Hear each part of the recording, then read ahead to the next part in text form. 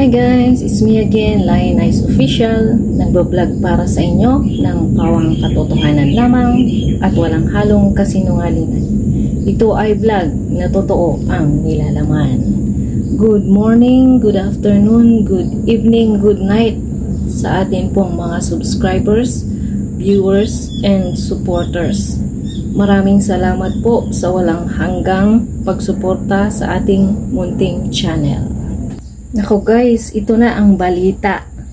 Actually, kagabi pa yata ito lumabas eh. Pakinggan natin ha.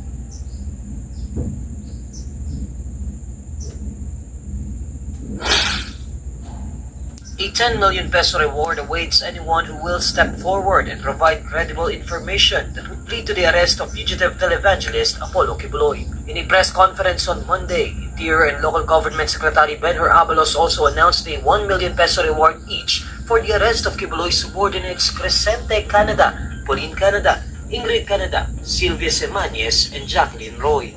Sila'y pinaghahanap ng mga otoridad dahil sila ay may warrant of arrest na in-issue ang isang korte.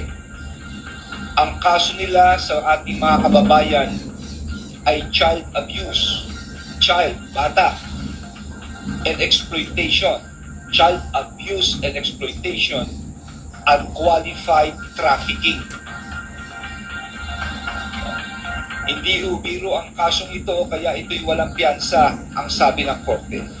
On April 3, a Davao Regional Trial Court issued arrest orders against Kibuloy and his 5 subordinates for violating Republic Act 7610 or the Anti-Child Abuse Law, specifically the provision on sexual abuse of minors and maltreatment. Kibuloy's 5 co-accused surrendered to authorities and were granted temporary freedom after posting bail on those charges. On April 11, a Pasig City Court issued a warrant for the arrest of Kibuloy and the others, this time for qualified human trafficking, a non-bailable offense. So, ayun. 10 million pesos reward offered for the arrest of fugitive Apollo Kibuloy. Ayan na guys, pagkakataon nyo na yan. Pag nahanap nyo yung isang mga spiritual wives o whatever na nandito sa listahan nila, o may 1 million na kayo pag nakahuli kayo ng 3 million, easy money, diba? O lalo pa pag si pastor ang ihaharap nyo, nako, easy money, jackpot na yan, para na kayong nanalo sa loto na walang kahirap-hirap, diba? O mga ano dyan, DDS vlogger, pagkakataon nyo na to.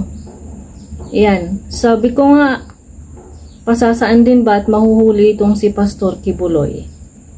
So, ayan muna po ang ating vlog ngayong araw na ito. Salamat po sa inyong panunood. At sana po mag-subscribe po kayo sa ating channel. Pakiclick na rin po ang notification button para updated po kayo sa ating mga video i-upload. Ingat po kaya palagi. God bless.